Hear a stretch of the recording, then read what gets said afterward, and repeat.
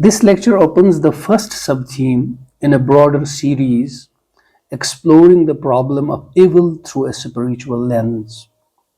I begin with a deeply human and urgent question. Where is God in the midst of suffering? Through personal stories, reflections, and interfaith insights, I seek to explore how persistent pain shapes rather than shatters our understanding of the divine. Suffering is not an abstract concept. It's not a cold philosophical idea. It's a bleeding wound wide open before our eyes. Suffering is not always personal. It is also the pain of seeing others in pain. The suffering we witness around us deeply wounds all those who are sincere and sensitive. We suffer not just for ourselves, but with others. Their grief, their silence, their tears, and their screams bring profound pain to us. We too call out, "Where are you, O Almighty, in all this suffering?" In such moments, the question is not intellectual, it's deeply emotional, spiritual, and intuitive. Well meaning people often respond with phrases like, "God has a plan," or "there is wisdom behind this." These phrases may comfort the unwavering believer, but for others, especially those with sensitive hearts, such words can sound emotionally distant, even hollow. When we comfort someone in distress, we often urge them to observe sabr, meaning patience. But let us be honest, sabr is not a mere slogan, it is a profound struggle that only the sufferer truly can understand.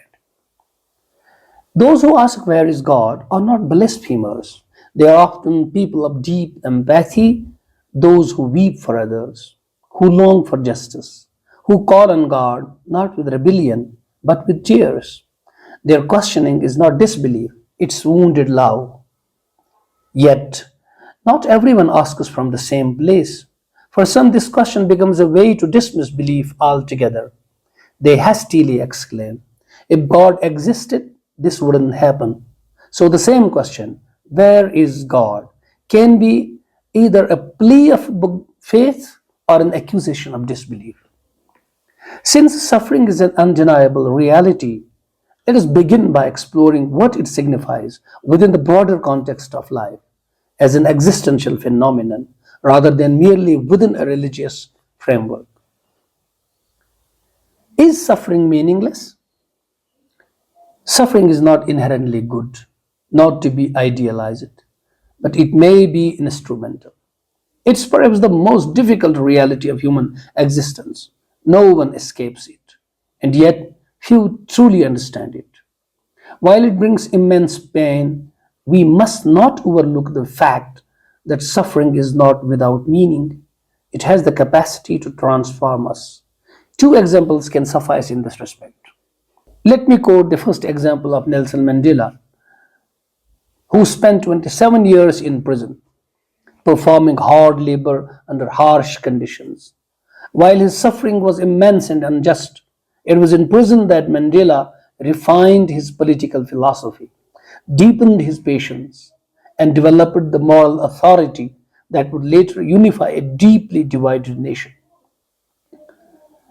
Mandela's suffering wasn't glamorous, but it gave him the resilience and moral clarity that made him a leader capable of reconciliation and national healing. Without that suffering, the Mandela we know might not have existed. Stephen Hawking was diagnosed with amyotrophic lateral sclerosis at the age of 21, due to which he slowly lost all motor functions.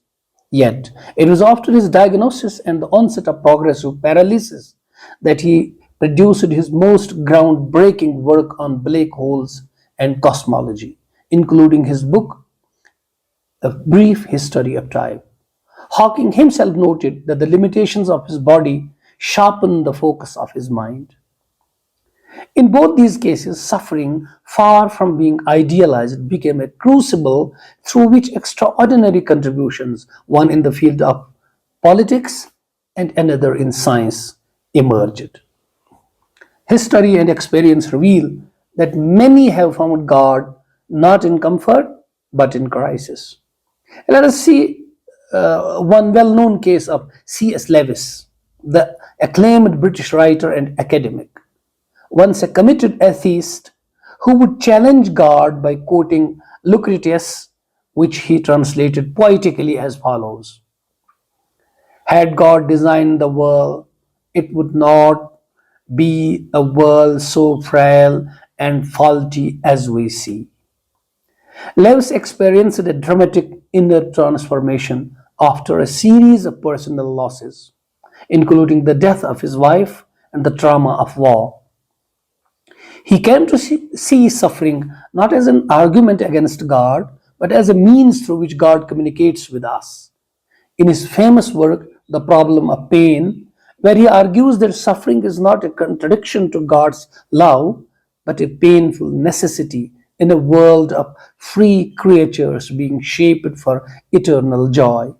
Lewis wrote, and I quote, God whispers to us in our pleasures, speaks in our conscience, but shouts in our pains. It is his megaphone to rouse a deaf world. Unquote. Lewis's grief became the soil in which his faith took root, eventually leading him to Christianity. The internationally acclaimed music composer A.R. Rahman, born as A.S. Dilip Kumar in Chennai, faced a series of personal tragedies, including the death of his father and the severe illness of his younger sister.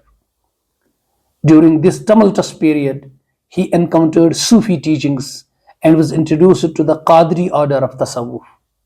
The solace and spiritual depth he found in these teachings led him and his family to convert to Islam in 1989.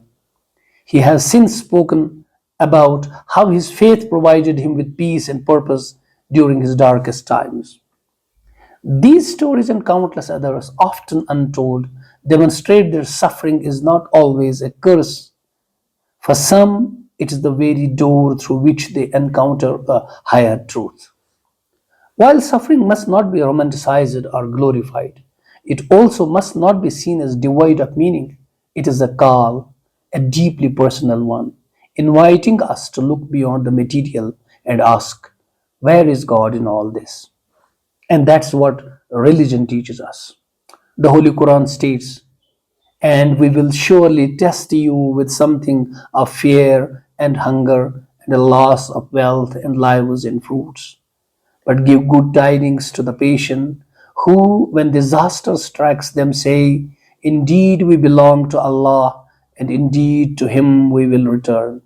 Those are the ones upon whom are blessings from their Lord and mercy, and it is they who are rightly guided. Chapter 94, verse 6. Similarly, the Bhagavad Gita says, the person who is not disturbed by happiness and distress and is steady in both is certainly eligible for liberation. This is chapter 2, verse 15. And the Bible says, we also glory in our suffering because we know that suffering produces perseverance, perseverance, character, and character, hope. Romans chapter 5, verse 3 and 4. These teachings from the sacred texts inculcate in us the meaning and growth embedded with adversity.